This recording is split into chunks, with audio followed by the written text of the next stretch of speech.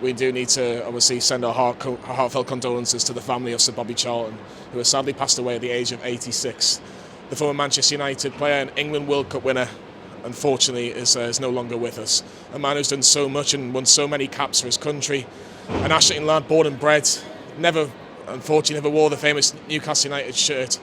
100% a legend and deserves all the recognition. So please give as many comments as you can and likes for this video due to the fact that Sir Bobby Charlton is no longer with us at this moment in time. Our hearts and our present thoughts are with the Sir Bobby Charlton family.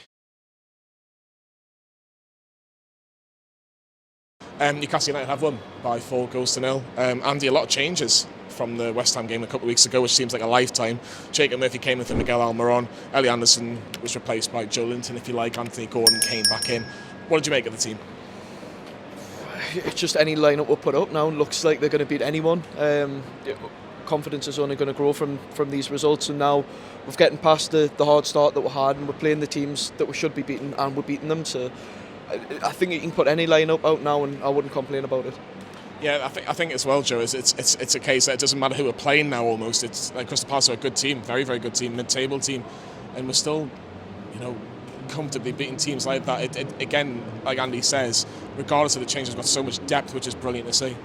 It is. I mean, you look at today, we've had a few worries coming into today. Botman, Isak, we obviously saw Isak, brilliant. But we came in, we had a strong team, and yeah, Crystal Palace, I can't say Crystal Palace played terrible. We just played well in that team. That's a team full of injuries. We've had doubt, we've had a lot going on, and we've done brilliant. Excellent. Perfect start, Lee Lawler. Newcastle went 1-0 up, and it was Jacob Murphy with the goal. A looping cross, because it was never a shot, found its way into the back of the net, but the linesman did put his flag up. VAR looked at it and thought, nah, that's a goal. That's a goal. What did you make of the fact that we got the early goal? Because I think that was so significant, because Palace like to defend deep. They've had so many clean sheets so far this season, but that first goal after 5 minutes was massive for Newcastle. I want to say the build-up was phenomenal, by the way. I've got a man crush for Fabian Schär, and I keep singing his praises every week, because that ball pings it, and Trippier has knowledge just to hit it first time on the side foot. Very Solano-esque to Jacob Murphy, who thinks, I'm just going to help it on. Of course, he's going to be cheeky and say, I meant that, the grin and all that. What he's like, Jacob Murphy, but loops over the goalkeeper. It's a great start, a little bit of a pause, VAR. It was a long decision, so they must have looked at it. Must have been really tight. It's a perfect start. You're 1-0 up within 5-10 minutes. Brilliant start. Yeah, perfect start. All I would say is that the linesman's right in front of him, and he still gives the wrong decision, which just shows the standard of refereeing and being an assistant referee at this moment in time, which I'll not bore people to death with. But Andy, in terms of Crystal Palace, how did they respond? They got a free header from a corner which went wide. It was probably their biggest chance of the first half. Nick Pope was barely tested, but he was tested a little bit second half. But if anything, Newcastle were just getting stronger and stronger and stronger. And 1-0 after 40 minutes flat at Newcastle. What did you like in terms of this first half performance before the second goal went in? Yeah, like you say, after the first goal, you could tell something was building, especially after that Palace chance. And it was inevitable we're at least going to come into half-time with at least 2 goals scored, and we've went in with 3, and it was just, we were absolutely dominant. And I think we showed signs the early first half that we're in for the same here, and we probably could have getting more than we've ended up with. But it's just, there's not much more to say than we're class. we are class, and Joe, it's a fantastic little birthday present for you. I should say happy birthday to you, but only 41 today, isn't it? 41, you told me before, mate. 31, how are man? Guys. You look older than me, Johnny. I look at the hair, man, and everything, man. How are lads? Take your hats off. It's too cold. That's what I thought. It's freezing. But Newcastle did make it 2-0. Anthony Gordon had a great chance, hit the crossbar. He should have actually scored, but it wasn't too long before he got into the scoring act. Fantastic build-up play. Lee mentioned it for the first goal. It was fantastic build-up play for the second goal. Cross to the far post. Who was there? Anthony Gordon make it 2-0, and Newcastle deserved it. Oh, without doubt. I mean, Anthony Gordon himself, he deserved it massively. He's played amazing on that wing from the moment of the start of the season. He has played amazing on that wing, and I said today I wanted to make sure Anthony Gordon was going to score. I wanted him to score, and he went in and he done it. It was amazing. His positioning, his passion, his play, everything about Anthony Gordon is absolutely phenomenal. I love that lad. I really do. Yeah, I think that's what a lot of fans like, Lee, is the fact that he brings out so much energy, so much passion. Yeah, exactly. I think we missed him a little bit in spells against West Ham, especially first half. We definitely missed him. But in terms of this game against Crystal Palace, if we thought that the game was wrapped up at 2-0, you maybe went, I just would like another goal. I'll tell you what, we'll give you another goal just before half-time, and I'll tell you who will get that goal. one of our own, Sean Longstaff. Great work by Callum Wilson to kind of wrestle away from the defender and lays off a lovely pass into the path of Sean Longstaff, who buries it. Game over, 3-0. When you're 2-0 up, you're always thinking that next goal is crucial. If it goes the other way, we're back in it, you go 3-0 up, you've got that nice cushion. Good to see him on the score sheet as well. I still think you should grab a lot more goals, but great performance. Look, I think a lot of Newcastle fans, I'm guilty of it, I criticised him heavily under the Steve Bruce regime, but I talked about Fabian Schär before, he was another one, he wasn't even used.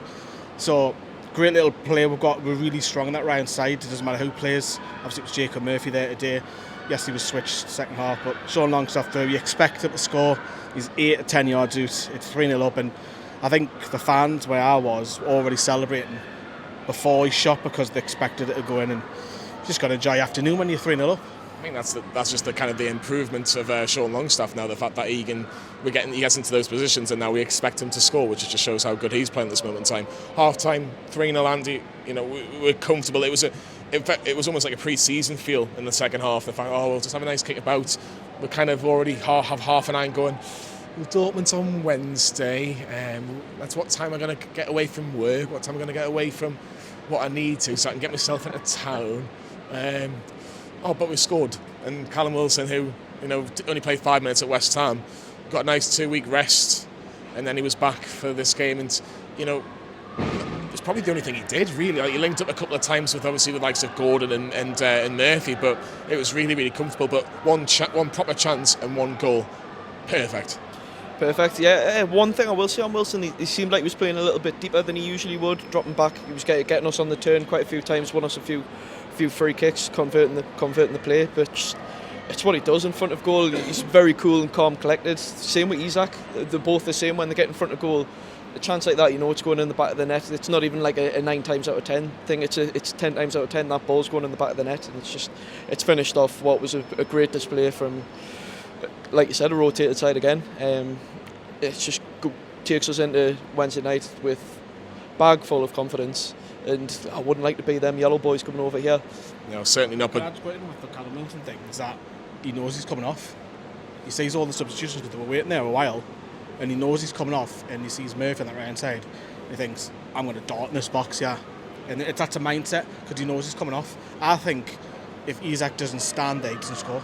I think as well, what I would like, and I would like to get Joe's opinion on this, is the fact that it came from a Crystal Palace corner, cleared it, and literally 2 passes, and then Wilson's got a shot on goal.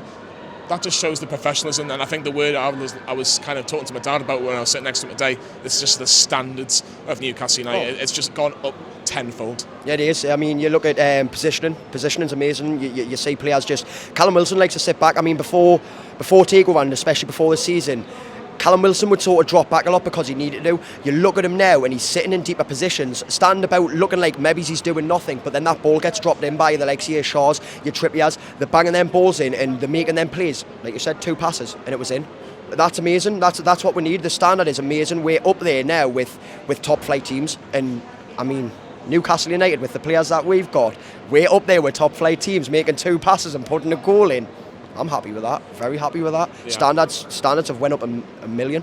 They certainly have. And look, this is a Crystal Palace team that normally finish 11th, 12th. This is a good team. They're not getting relegated this season. Even by today's performance, they're still not getting relegated. So that just shows how good of a team they are. But the one thing they probably don't want to see, Lee Lawler, is 4 substitutes come on, and likes of Alexander Isak coming on, Tino Livramento, who's £40 million as well. You've got there was somebody else, Miguel Moron. But most importantly, the man that's been in the news for all the wrong reasons, unfortunately, is Sandro Tonali. Sandro. Got a fantastic reception. He got a wonderful reception at the end of the game. Is that his last appearance for Newcastle in probably about 12 months at least? Yeah, I think looking how the players went off, if anybody was in the stadium and seeing it, he was emotional. I've done a separate video as well just to show him walking off. He's trying to hold it in. And it got me like, whoa, bloody hell. Bit emotional there because you like sometimes you've got to go through a bit of pain to realise what you've got, and he's going to have to go through that pain now where the love of his life is football, and obviously his girlfriend of course as well, but you're going to take that away from someone. Now I know Paul Merson's come out and said you shouldn't be doing that because that's the love of life. His football, he's taking away what you're taking away from him, but at the end of the day he's been a silly boy and he's got to be punished. Is 12 months an acceptable punishment for what he's done? Well, we don't know the exact ins and outs of what it is. Is he just, alleged that he's betted on his own team, Milan, to win? This all happened in Italy. Obviously, in Nicolai Fagiola, it looks like he's come across as a bit of a grass because he mentions Tonali a lot. What are you laughing for? It's just grass, isn't he? It's just grass. Alleged, because we've got to be careful what we're saying and all that. And he's been a silly lad, that's the thing. And, Miguel Miron's been in the headlines as well this week as well. So it's been a difficult couple of weeks off the field for Newcastle, off the pitch with the betting, and Miggy's not claiming he's the driver in his car and stuff. And I'm sad to say it because that got rum the day, and I think he's going to have to go for the pain to realise. But on the positive as well, it might make him settle better because he can learn the language. Got to get his head down. Yes, he can't train, which is going to be difficult, but go out with his girlfriend, go and see some beauty spots around the UK, go and do a little bit of travelling, whatever, just to get his mindset, and because he's going to have to go through deep therapy, and that'll be tough for him. That's going to be real tough for him. Yeah, certainly. I'll tell you, a man who personally I think will give him all the support that we need is Eddie Howe. Let's hear what he has to say after another convincing win at St James's Park. Eddie, tell us a little bit about it, will you? Well, just a big thank you from me to our supporters today, because that reception at the end was incredible, and it was emotional. As I said on Friday, he's a human being, he's going through a very emotional time, and the supporters reacted in the way that I hoped they would, and I could feel the love between him and them, and that will do him the world of good. He'll feel much better about everything, I'm sure, tonight. We don't know what's ahead for him, but just a big thank you from me to them. Yeah, he's very much wanted to play and to perform, I'm sure. I mean, I haven't really gone into detail on that. For me, that's a no. There was no decision to make as in would I or could I play him. It's like, yes, I can see that from how he's trained. So there's no part of me that goes, he's not ready to play football. But then we have to just introduce him at the right time and make sure it's right for the team. It was a good time to do it today. I thought he played well when he came on. But I just think hopefully that is a step further or a step forward for him to moving forward with his life.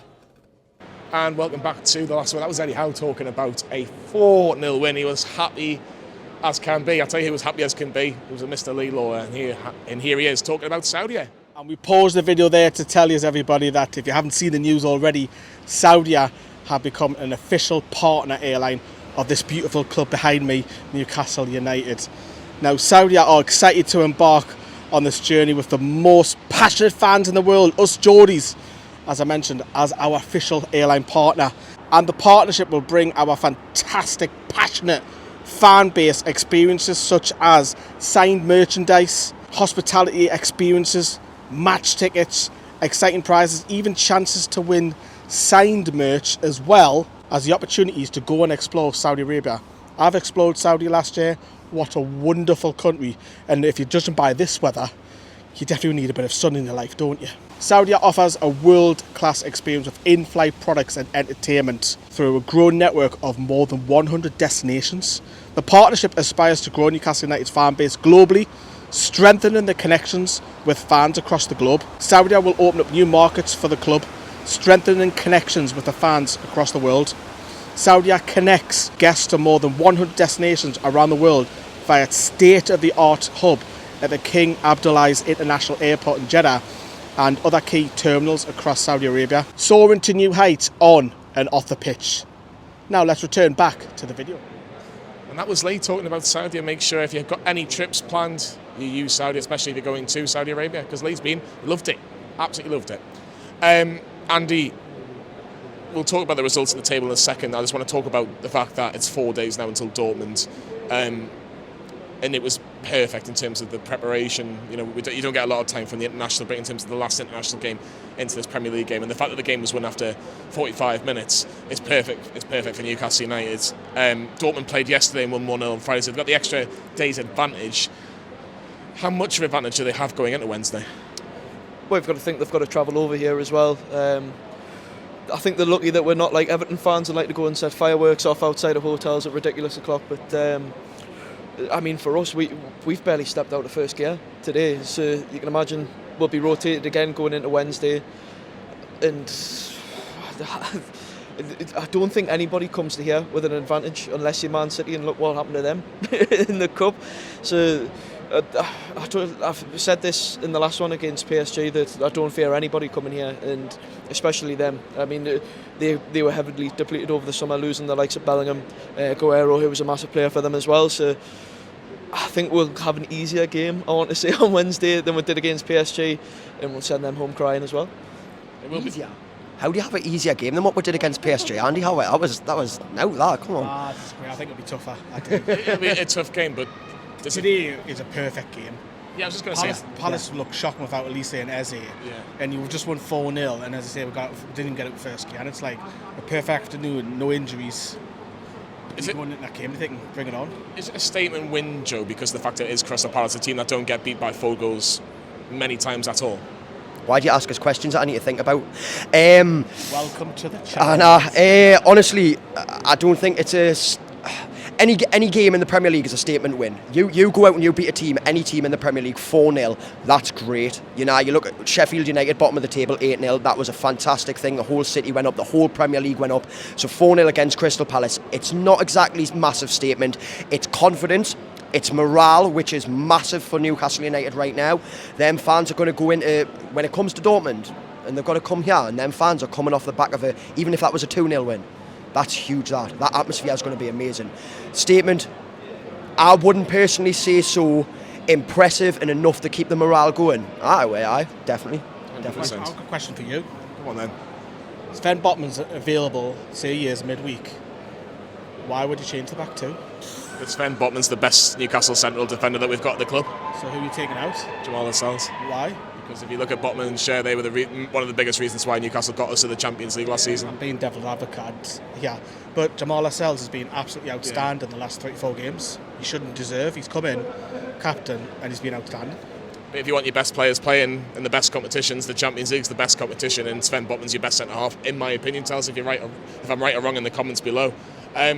Lee, I'll stick with you because the results have come in. We do know the result at a very emotional Bramall Lane for Sheffield United versus Manchester United for obvious reasons, as I mentioned at the top of the last word. But Manchester City have beaten Brighton by 2-1. Brentford have beaten Burnley. Forest and Luton have drawn. And I'm missing one game off the top of my head, and I can't remember. Someone will tell me. Bournemouth. Derby. Liverpool beat Everton, and Bournemouth Wolves was a 2-1 win for Wolves. Gary O'Neill getting a result against his former club. But Newcastle United. Hello, Steve, if you're watching.